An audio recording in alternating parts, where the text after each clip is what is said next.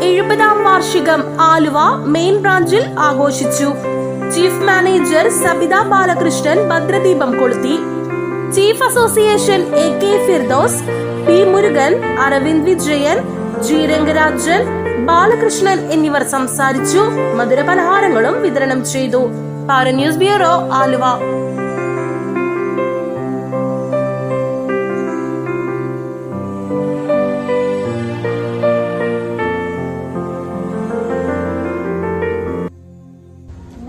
Bank സ്ഥാപിതമായിട്ട് 70 കൊല്ലം, SBI സ്ഥാപിതമായിട്ട് 70 കൊല്ലമായി. അതിൻ്റെ ഒരു ഓർമ്മപ്പെടുത്തലും കൂടിയാണ്.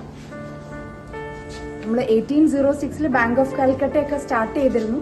അത് പിന്നെ ഇംപീരിയൽ ബാങ്കായി 1955 SBI ആയിട്ട് മാറുകയായിരുന്നു.